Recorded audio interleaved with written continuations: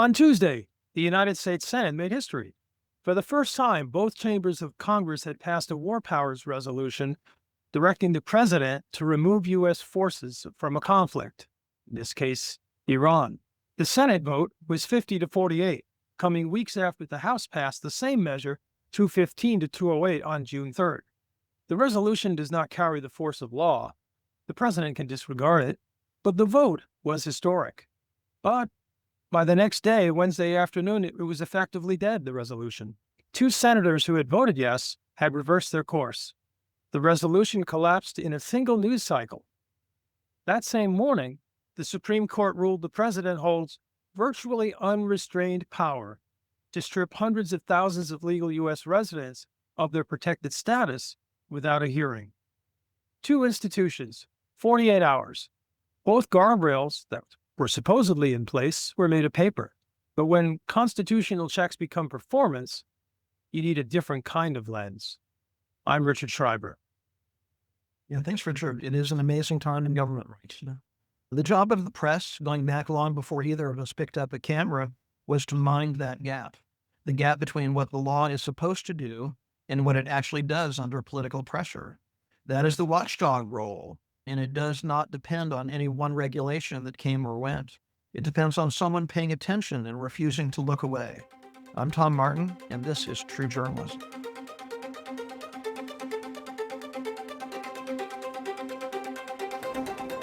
Welcome, everyone. So, Tom, let's kind of dive into the top three moments that kind of defined our week. And I think we mentioned them, or I mentioned them in my intro. First off is the 24-hour Congress. We mentioned that the Senate initially did vote under the War Powers Resolution, to direct the president to remove U.S. forces from Iran. Interestingly enough, there was already a ceasefire and a pathway that was announced, I think, on June 17th by the president, that the war was over and they're moving towards a resolution. But I think this resolution, which was in the pipeline, obviously, for a while since the Congress voted earlier in the month, I think back on June 3rd, and 5 Republican congressmen joined the Democrats in voting in favor of that resolution. And it's not the first time, I believe, that either the Senate or the Congress have decided, perhaps under influence, shall we say, for several of them to reverse their votes, to reverse a bill or a law or an act that was set to pass, but then was essentially rescinded. So it's interesting. Yeah. What do you think about that 24-hour reversal?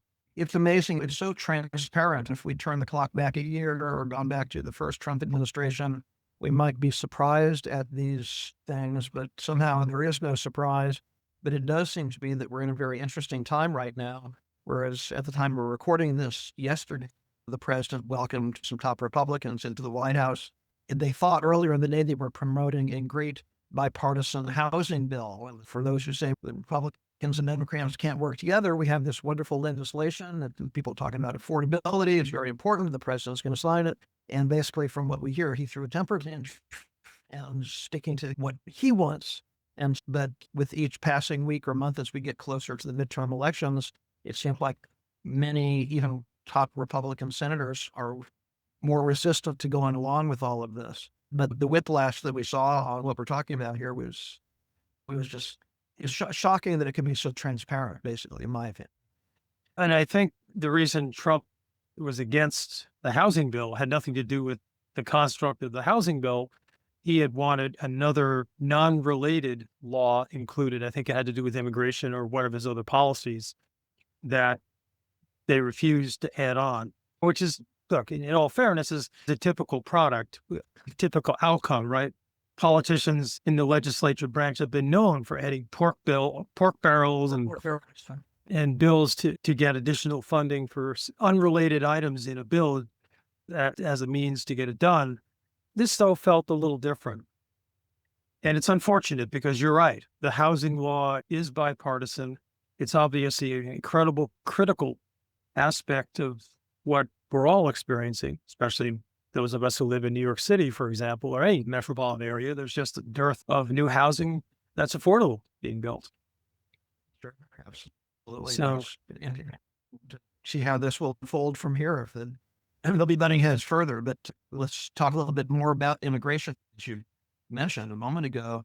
The same week that the Senate reversed its war powers vote, as we just described, the Supreme Court, we're talking about, like you said, the executive, the congressional, and the legislative, the Supreme Court handed down Mullen v. Doe by a vote of 6-3. The majority cleared the way for the administration to end temporary protected status for Haitians and Syrians. The holding is narrower than some of the headlines let on, but nevertheless, it's quite significant in terms of giving him the power and so on. And on its own terms, more alarming. Justice Alito wrote that these TPS decisions are not subject to judicial review at all. The courts did not bless the policy. They removed themselves from looking at it. Even a termination that broke the law could now be insulated from a judge. So again, they're just in writing giving up their oversight power, which is amazing. And so yes, in the cases about two countries, not the whole, not every immigrant affected by temporary protected status. It covers roughly 350,000 Haitians and about 6,000 Syrians, hundreds of thousands of people living here lawfully under a program Congress created in 1990. under a Republican president at the time, George H.W. Bush. Yeah. Yeah. No, I can't imagine, you and I were more lucky, as they say, where we don't, there are people living with this hanging over their head. I can't imagine what that must be like for them. And so this is population, these hundreds of thousands of people that the precedent could eventually reach. And it's not who this ruling decide, but on a show that we call True Journalism, that distinction is the whole point. So one quote that I would give again from the dissent is Justice Kagan, right, for the three dissenters, warned that this strips legal status and the right to work from hundreds of thousands of Haitians and Syrians. And she said plainly that people in this case deserved better than what the court gave them. And so that's very direct and outspoken. But back to you. Yeah, it's when you have two separate branches, in this case, the legislature and the judiciary, both signaling on the same day that executive power is effectively unchecked. At what point is that a pattern rather than a coincidence? And we've seen this before.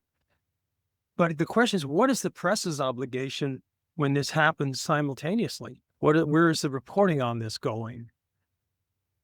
Exactly. I've enjoyed hearing from some of the, I don't know, shall we call them old timers who we've interviewed on this show, and they're offering some optimism or some hope that some young journalists or young folks in journalism school are concerned about the way things are being done these days. And so maybe there'll be a bit of an uprising, but I agree that the light of journalism should shine on situations like this. Yeah. And just to double back on the whole war powers resolution that got kind of kicked around, when you were coming up with the CBS News Washington Bureau, you remember the story that ran through town during the Reagan years was Iran-Contra. Congress had passed the Boland Amendment to do one special thing, bar federal money from reaching the Contras in Nicaragua. That was a guardrail.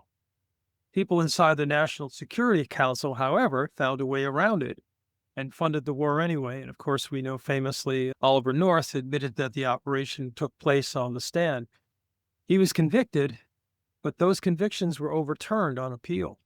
So once again, another incident. The guardrail was on paper, but it was not enforced. It didn't hold. And again, we try to be fair-minded, and what's happening today under the current administration isn't necessarily unique if you go back historically and see some of these other examples. And back in the 1980s, I know that the press held or tried to hold the Reagan administration accountable at that time, and there were hearings, and it was at the end of Reagan's term, so it didn't. I remember very well. I got my start in the early 1980s there at CBS News in Washington, the tail end of the Reagan presidency and so on. So I remember that Iran-Contra affair quite well. So many people that I worked with in that Washington Bureau were covering that story, of course. And I remember that when George Herbert Walker Bush had been elected president, a crew from the Washington Bureau was there in his office to do an interview with him. Dan Rather had become anchorman at that point. And so it was controversial that they were really testing him, I think, around that time. I don't know if this is quite an old story, but I don't know if you remember about when the CBS News went black on the air and just like dead air for a number of minutes. Oh my gosh, we can't do that. But again, it was like the journalists were making a statement, and like we feel it is our responsibility as journalists to press the president. And you might remember that, or maybe President Bush, the first President Bush, was thinking to himself, this was Ronald Reagan's doing. We need to move past that. Much Gerald Ford, friend of mine is an old White House photographer with Gerald Ford's era. So we need to move on. But again, the journalists saw their role as we need to press the people in power for the truth. Exactly. And there's a couple of other examples. We had Michelle Mitchell on a few weeks back, who's doing a wonderful upcoming documentary movie called Who Gets to Make the Rules and the Heroes That Break Them, which is about something that happened under George Herbert Walker Bush's administration, where they sent troops and helicopters into the state of Washington because there were people that were living off the land there, growing marijuana and basically using that to support themselves in violation of federal law. But they kind of flew under the radar. But that presidency decided to take those rather harsh measures. Yeah. Probably not too dissimilar to what we're currently seeing with some of the ICE reactions today. So again, all this points to it's easy to look at the current administration and assail them for all of the activities and actions that are going on. But folks reporting this as true journalists, this is nothing new. This is nothing new. It might be in the nature of any person who says, I should be president. You need a healthy ego to say that. And so you maybe it's in the nature of such a person to push the limits.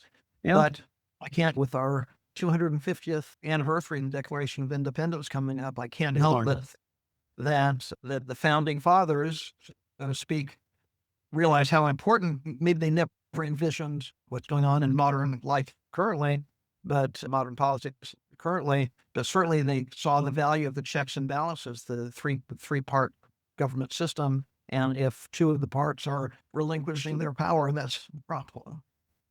Yeah. And I don't think, though, before this current administration, even though in past administrations, there were figures that kind of crossed the line and maybe had to be walked back over that line within their administrations. That hasn't really happened under this administration as much. And that's where things begin to differ.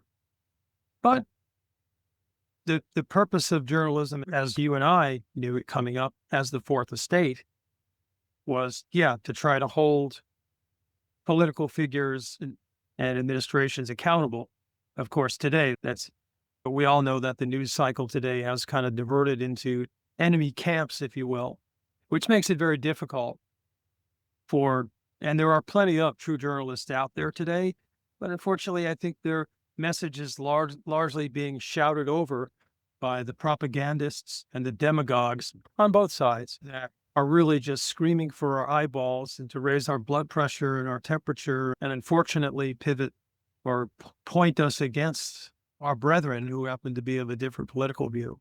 As we're shouting at one another over a reflecting pool or a ballroom, they're working out their secret cryptocurrency deals and siphoning off the cash. With other concerns. Yes, rather concerning for sure. But again, that's why I underscore that some of the conduct of this current administration, while people can evaluate it and judge it one way or the other, isn't so unique. So, and in reporting it that way, it doesn't make it right or wrong. It's just, it isn't unique. And in the past, journalists were able to effectively report on this information to the public. But one of the things that struck me there was a YouTube video on a couple of days ago by a Democratic congressman who was talking about Trump's first 500 years and some of what he calls criminal activity that went on during that period. And one could argue, looking at the facts, that some of that may actually hold some water. But at the same time, again, it's what was mentioned in the story is we hear about this every day. And one of the things about reporting is, or people in the news, is if you say something long enough, loud enough, and persistent enough, people will begin to believe it, or people will begin to ignore it. And that's exactly what the Democrats, the opposition party, have been warning American citizens about for some time. And you can say that's another consideration that in addition to trying to be fair-minded in reporting, it's hard once again to shout over those voices that are just arguing with one another and not allowing the truth to come through. I think is how I look at it. So let's look at, I guess, a third big topic of the week was the Islamabad Memorandum signed on June 17th. The president called it the greatest deal in history. In fact, contrasted it to Barack Obama's rather extensive, incredibly elaborate 400 plus pages agreement and resolution that he had with Iran back during his term. Cut it down on a napkin or something, I think, right? Trump's first, apparently, it was reported that Trump's first reaction to it was, why don't we just go in there and bomb them? That'll take care of it.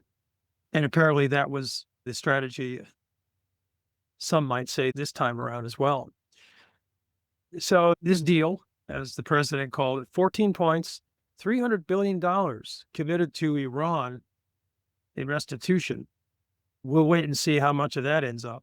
But they've unfrozen their assets, full sanction relief. And in the White House briefing, it says Iran has agreed to give up its nuclear weapons program. However, point 9 of that actual document tells a totally different story. Point 9 actually says Iran shall maintain the current status quo of its nuclear program. The status quo, folks, is a highly enriched uranium stockpile that we know about. Maintaining it is not disarmament, it's proliferation. The binding obligations in this document are the $300 billion commitment and the sanctions and relief. The nuclear verification mechanism was deferred.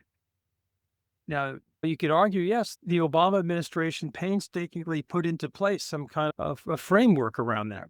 Whether it was effective or not, or adhered to or not, yeah, it's a different story, and one can argue about that. So, I can't help but note that I think back to earlier arms negotiations and that kind of thing. Why did it take John Kerry and his team so many years to work out that previous arrangement that with Iran? Trump just scrapped because it's not mine. I can do better. Okay. But again, we're still waiting for his medical plan as an alternative to Obamacare. It is in 2 weeks. That was 10 years ago. Yeah. Okay. Right. But it is asymmetrical, shall we say, where there are binding obligations on the United States, although Trump is known to change his position. But still, it seems like these binding obligations, whereas certainly on the part of the Iranians, it's not so binding. You think back to, I know you'd mentioned Strobe Talbot, who was involved in the SALT Treaty and former journalist turned Deputy Secretary of State during the Clinton years. And so said he wrote the definitive inside account of the SALT nuclear talks, a book called Endgame. And he said he kept finding a pattern in arms control that the American concessions get written so they're binding, and the other side's core obligations get written so they are aspirational. So we seem to be in another case of that, I think. Yeah. No, you're right, Tom. And again, in all fairness, the way this was resolved is not dissimilar. We've seen it before in Vietnam, right? We didn't achieve our goals by any stretch in Vietnam. We lost that war by all accounts, and political parties may see it otherwise. And there are other international incursions and enforcement in Afghanistan that we can go on, where all of them had, in this case, all of the solution here is contingent on a final deal to be reached within 60 days with no enforcement mechanism if that never happens. looking at this resolution and contrasting it and comparing it to, again, some of the similar scenarios in the past, this could drag on for a very long time. And since it will no doubt lead the front pages of the news cycle, what that resolution is and how unfavorable it is to the United States will get likely swept under the rug. If, as true journalist reporters, if this follows the pattern that has happened before in this country. It's a good point. Good. I wouldn't be surprised if that's exactly what happens. Yeah. Yeah. So I know you were about to talk about how this kind of asymmetry, an asymmetry stroke Talbot spent a career tracking. So I know you're familiar with Talbot, who was at Time magazine, I believe. I think so. Yeah. Yeah. No, exactly. I certainly remember reading about the SALT treaties again, I guess at the time that the SALT treaties were written, it was not that many years after the Cuban Missile Crisis and so on, where we were both pretty young at that point, but people were living in fear of nuclear war. This is what would it mean to life on the planet. And so the fact that resolution could be reached between the United States and the Soviet Union was very important. And we certainly see what a threat, at least in terms of bold proclamations, Iran is. So a treaty, an enforceable, effective treaty is certainly very important. I don't know what kind of progress we're making towards achieving that. Yeah, I guess on a procedural basis, not a lot of progress, but so much of what we see, and again, this is not unique to the current administration, is damage control, is getting things out of the journalism front page news cycle so that they can do what they need to do to manage it at whatever timeline, whatever pace, whatever concessions they have to make to ultimately resolve it outside of the public view. And yeah, that press too hard on the president, they'll call him piggy or something like that. We were just discussing that. By New York Times reporter Maggie Haberman, excuse me, that said what's going on behind the scenes in terms of personal enrichment and that hidden agendas is quite alarming. Yeah, I'd like to talk a little bit about that New York Times book that came out. I did see an interview with Jon Stewart, who is arguably one of Trump's greatest critiques, although Jon Stewart is incredibly smart in the way he hides his criticism through humor. But Stewart is known as an incredibly smart debater. He used to take apart people on Fox News when he was doing counterpoint back with the Bill O'Reilly era in the 90s and early 2000s, and he would more than hold his own. And of course, Jon Stewart was heavily involved in shaming many congressmen and senators into justly supporting the victims and the families of 9/11. Remember him with financial support. But he did an interview with the two authors of the book, and they talked about obviously the nature of the book, and you had mentioned some of the stark elements and whatnot. I'm not going to go into the details of the book, but they did say that, to your point, yeah, it's open season on female journalists inside the Washington press rooms, Pentagon press rooms, and whatnot. And it kind of came up at a discussion I had earlier in the week, actually at Michelle's documentary film fundraiser. And, that CNN's correspondent, Kaitlan, I forget her last name, we know Kaitlan Collins is really the only one that stands up. But unfortunately, she stands alone. In the past, I know other news people have written that if, especially a female reporter, had asked a difficult question and got an answer or a reaction that was disrespectful for whatever the public figure was, another reporter would step in right away and ask a follow-up question as a show of support. But that just doesn't happen anymore.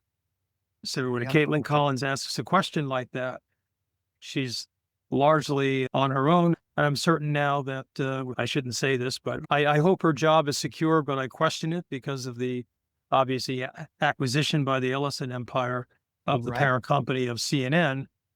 And we already know that this administration has singled out, heck, not just journalists, but late night comedians to have them removed from the networks.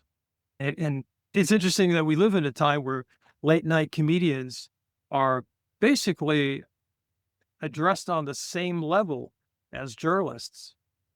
Either late night comedians have leveled up their game to the point where the comparison to a journalist is somewhat valid in the way they prepare and the way that they execute their jokes, which show a high level of understanding of the news and of the particulars and of the personalities.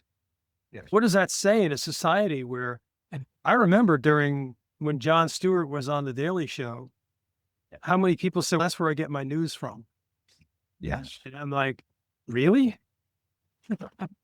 You can, because he's such Okay, to get polarizing here, but I'll just go for it anyway. There's millions of people who wear red baseball caps who enjoy getting their news from entertainers. I think you know the network I'm talking about. And there was a big lawsuit about exactly that not that long ago, right? It's held that particular work accountable. But some of these people are entertainers and a good place to find your next Secretary of Defense. So it's absolutely. It's a good employment ground for filling the White House. Okay.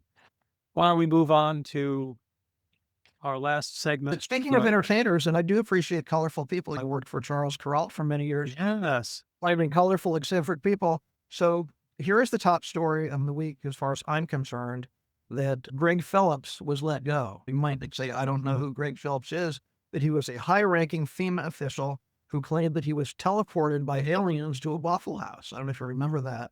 But unfortunately, he was ousted just a couple days ago. So you know what? If he had said Denny's, he might have gotten away with it. It's terrifying. He was my favorite Trump administration official, but anyway, but good. Go ahead. I didn't mean to interrupt, but I just had to throw that in. What about the mattress guy? I think he's been on Mr. Lindell. Mr. Lindell, yeah, he's been on as a guest contributor on a few works. In one of the many interviews that Maggie Haberman and Jonathan Swan were doing to promote this book, they said it's interesting. You're in there in the local office, and people keep coming in. Wrestler and somebody with stone samples for paving over the Rose Garden. We're having a classified, high-level discussion here, briefing the president about top-level stuff. And somebody said it's like the Marx Brothers or something like that. It's duck soup. Well, that kind of one of the characteristics of President Trump is they call him the chaos president. So they don't like that. Even going back 10 years, it's like enjoyed pitting people against one another. But he enjoys not having a script to go by and talking off the cuff, which is what Maggie Haberman wrote in her book, was that the press conferences are not conducted like any other prior administration. Weaving, like bringing in extremists. They weave in and out. The president usually commandeers and talks for long moments, completely irrelevant to the question. Well, I remember, I've been going off on all kinds of tangents today. I apologize, but a few months ago, when he was speaking at the West Point commencement exercises, he was talking about another developer and his trophy wife. And I'm sitting there thinking, these are young men and women who are ready to lay their lives on the line for our nation. And they have to be respectful of the press. Like when Pete Hegseth called all the generals into the briefing room of the Pentagon, and they had to really just listen to what he's like. We're asking a lot of these people to just tolerate. Yeah, it must be tough if you are in a position where you're not affiliated with a party, but a longtime government employee or someone in the armed services who are loyal to this country and to this Constitution, and find yourself in ticklish situations. I'll leave it at that. It's a bit of a challenge. So, all right. We conclude with our rapid fire news segment of the 5 biggest stories of the week, where there was some divergence on how it was reported. We've already talked about the Senate war powers reversal, Senate GOP leadership characterized this as the senators corrected their votes after clarification, which is unusual because usually all the time to ask the questions for clarification take place before the vote. So to claim that there were additional questions or additional clarification needed is a little bit circumspect given the procedure of how things were. But I think the underlying word there is clarification. Who did the clarifying and how, shall we say, enforceable or aggressive was that clarification statement? And again, we all know the details, the reversal, not to get into that again.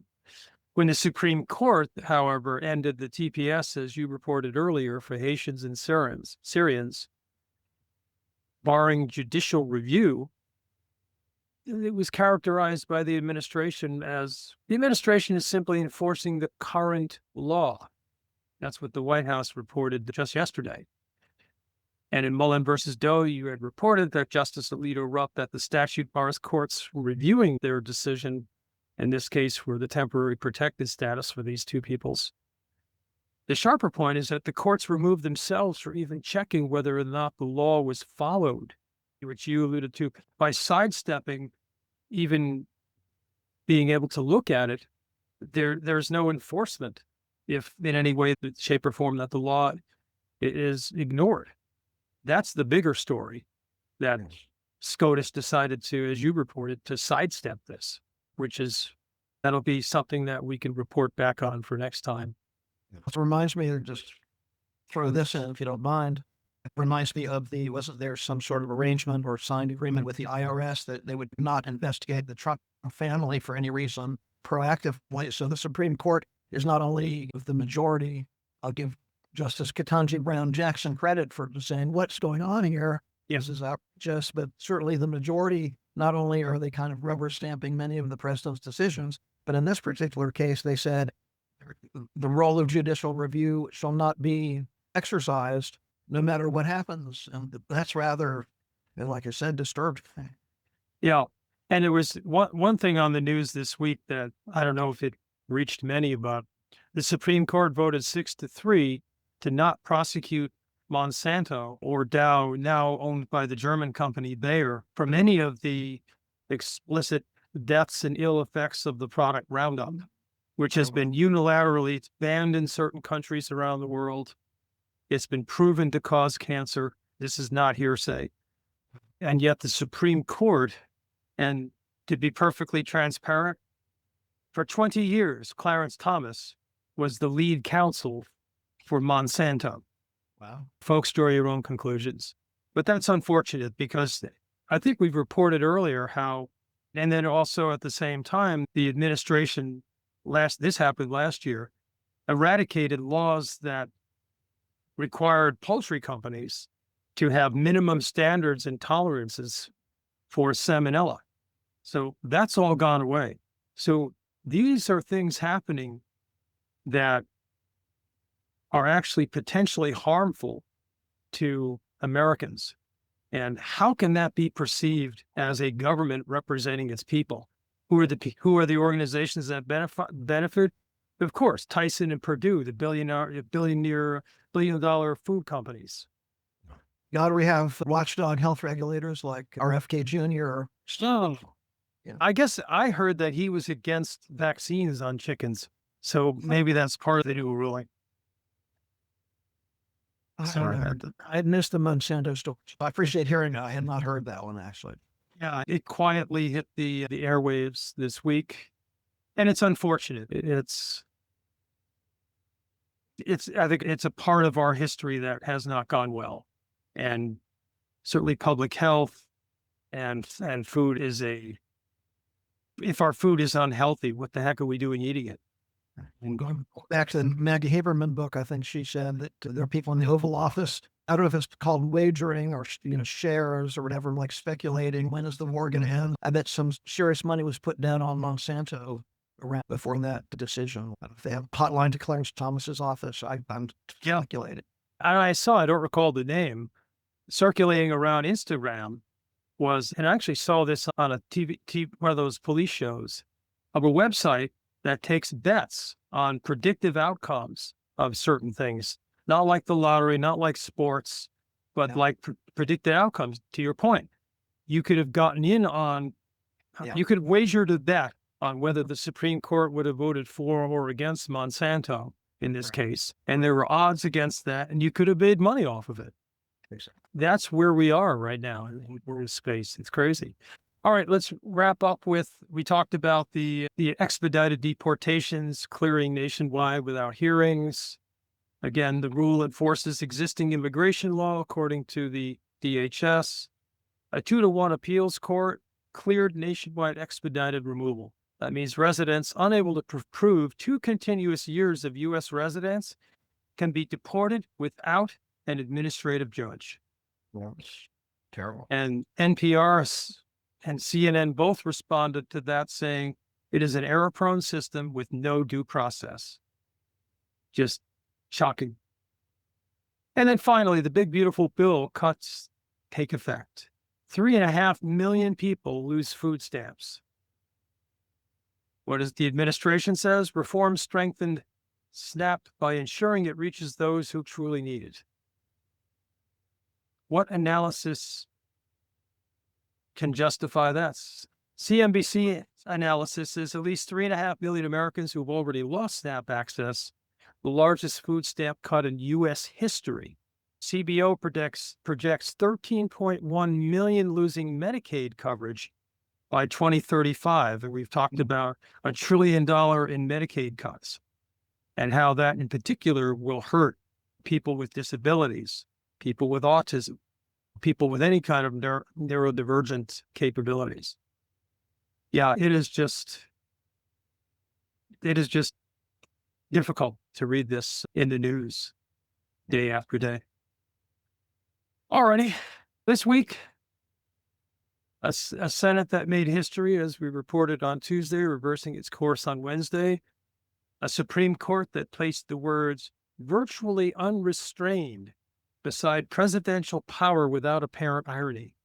And a deal called the greatest in history that commits $300 billion in restoration to Iran and still preserves its nuclear stockpile.